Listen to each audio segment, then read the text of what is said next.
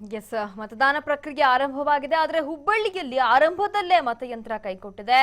ವಿವಿಪ್ಯಾಟ್ನಲ್ಲಿ ತಾಂತ್ರಿಕ ದೋಷ ಕಂಡುಬಂದ ಹಿನ್ನೆಲೆ ಮತದಾನ ಸ್ಥಗಿತವಾಗಿದೆ. ಹುಬ್ಬಳ್ಳಿಯ 2 ಕಡೆ ಮತದಾನ ಸ್ಥಗಿತಗೊಂಡಿದೆ. ಚುನಾವಣಾಧಿಕಾರಿಗಳ ವಿರುದ್ಧ ಮತದಾರರು ಆಕ್ರೋಶವನ್ನ ವ್ಯಕ್ತಪಡಿಸ್ತಾ ಇದ್ದಾರೆ. ಮತಗಟ್ಟೆ ಸಿಬ್ಬಂದಿ ಜೊತೆ ಮತದಾರರು ವಾಗ್ವಾದವನ್ನ ನಡೆಸ್ತಾ ಇದ್ದಾರೆ. ಒಂದಷ್ಟು ತಾಂತ್ರಿಕ ದೋಷಗಳು ಕೆಲವು ಕಡೆ ವರದಿ ಆಗುತ್ತೆ, ತಾಂತ್ರಿಕ ದೋಷಗಳಾಗುತ್ತೆ.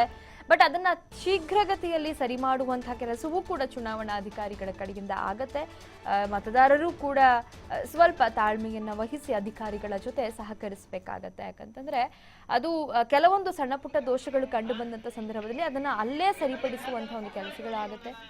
ನೀವು ದೃಶ್ಯದಲ್ಲಿ ನೋಡ್ತಾ ಇದ್ದೀರಿ, ಮತಗಟ್ಟೆ ಅಧಿಕಾರಿಗಳ ಸಿಬ್ಬಂದಿಗಳ ಜೊತೆ ಅಲ್ಲಿಯ ಜನ ಮತದಾರರು ಮಾತಿನ ಚಕಮಕಿ ಖಂಡಿತ ಆಗುತ್ತೆ. ಯಾಕಂದ್ರೆ ಸರ್ತಿ ಸಾಲಿನಲ್ಲಿ ನಿಂತಿರ್ತಾರೆ, ಬೆಳಗ್ಗೆ ವೋಟ್ ಮಾಡಬೇಕು ಅಂತ ಬೇರೆ ಏನೋ ಕೆಲಸಗಳಿರುತ್ತೆ, ವೋಟ್ ಮಾಡ್ಬಿಟ್ಟು ಹೋಗ್ಬೇಕು ಅನ್ನುವಂತ ಒಂದು ಚಿಂತನೆಯಲ್ಲಿ ಬಂದಿರ್ತಾರೆ.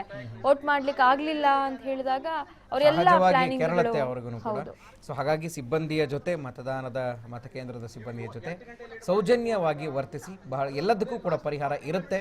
ಸೊ ಹಾಗಾಗಿ ಇಂತಹ ದೋಷಗಳೇನಾದ್ರೂ ಕಂಡು ಬಂದ್ರೆ ಸಹಜ ಈ ರೀತಿಯದ್ದಾಗೋದು. ಆದರೆ ಅದನ್ನ ಮನ್ನಿಸಿ ನಮ್ಮ ಮುಂದಿನ ನಡೆಯನ್ನ ಅನುಸರಿಸೋದು ಒಳಿತು. ಸೊ ಹಾಗಾಗಿ ಮತಕೇಂದ್ರಕ್ಕೆ ಬನ್ನಿ, ಯಾವುದೇ ರೀತಿಯ ತೊಂದರೆ ಆದರೂ ಕೂಡ ಅದಕ್ಕೆ ಸ್ವಲ್ಪ ಸಹಕಾರ ಇರಲಿ, ಯಾವುದಕ್ಕೂ ಕೂಡ ಕೆರಳುವಂಥದ್ದು ಬೇಡ. ಯಾಕೆಂದರೆ ಅಧಿಕಾರಿಗಳು ಕೆಲವು ಸರಿ ತಬ್ಬಿಬಾಗ್ಬಿಡ್ತಾರೆ, ಏನು ಮಾಡಬೇಕು ಅಂತ ಗೊತ್ತಾಗೋದಿಲ್ಲ. ಸೊ ಹಾಗಾಗಿ ಅಂಥ ಒಂದು ಕೆಲವು ಸರಿ ಆಗುತ್ತೆ. ಸೊ ಅದನ್ನು ಸರಿಪಡಿಸ್ಕೊಂಡು ಹೋಗೋದಕ್ಕೂ ಕೂಡ ಅವಕಾಶ ಇದೆ. ತಾಳ್ಮೆ ಇರಲಿ, ಯಾಕೆಂದರೆ ಬೆಳಗ್ಗೆನೇ ಸಾಕಷ್ಟು ಕ್ಯೂ ಇರುತ್ತೆ, ಬೆಳಗ್ಗೆನೇ ಓಟ್ ಹಾಕೋಣ ಅನ್ನುವಂಥದ್ದು. ಹಾಗಾಗಿ ಅಂತಹ ಒಂದು ಸಂದರ್ಭ ಇರೋದರಿಂದ ಸೊ ನೋಡ್ತಾ ಇದ್ದೀರಿ ಹುಬ್ಬಳ್ಳಿಯಲ್ಲಿ ಯಾವ ರೀತಿಯಾದಂಥ ಮಾತಿನ ಚಕಮಕಿ ನಡೀತಾ ಇದೆ ಪೊಲೀಸ್ ಹಾಗೆ ಮತಕೇಂದ್ರದ ಸಿಬ್ಬಂದಿಯ ಜೊತೆ. ಸೊ ಸಾರ್ವಜನಿಕರು ಸಂಯಮದಿಂದ ವರ್ತಿಸಿ, ಜೊತೆಗೆ ಹೆಚ್ಚೆಚ್ಚು ಮತದಾನ ನಡೀಲಿ.